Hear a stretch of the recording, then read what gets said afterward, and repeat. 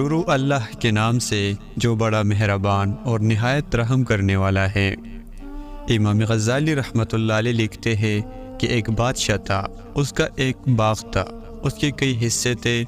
بادشاہ نے ایک آدمی کو حکم دیا کہ میرے لیے اس ٹوکری میں بہترین اور عمدہ قسم کے پھل لے آؤ، مگر شرط یہ ہے کہ جس حصے میں جاؤ اور وہاں تمہیں کوئی پھل پسند نہ آئے تو دوبارہ اس حصے میں نہ آنا۔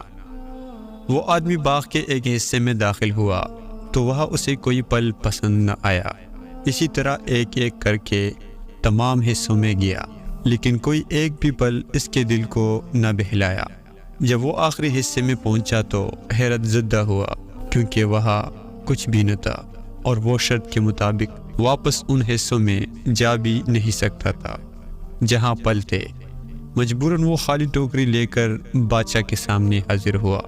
بادشاہ نے پوچھا، میرے لیے کیا لائے ہو؟ اس نے جواب دیا، کچھ بھی نہیں لایا۔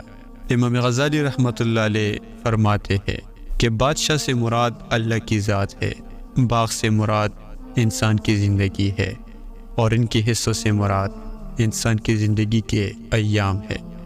ٹوکری سے مراد انسان کا نامہ اعمال ہے۔ انسان کہتا ہے کہ میں کل سے نیک اعمال شروع کروں گا اور کل سے نماز پڑھوں گا، لیکن کل کر کے ایک دن موت اسے اپنی آغوش میں لے لیتی ہے، اور جو دن گزر جاتے ہیں وہ واپس نہیں آتے، تو یہ اللہ کے پاس خالی دامن چلا جاتا ہے۔ اس سے معلوم ہوا کہ دنیا دھوکے کا گھر ہے۔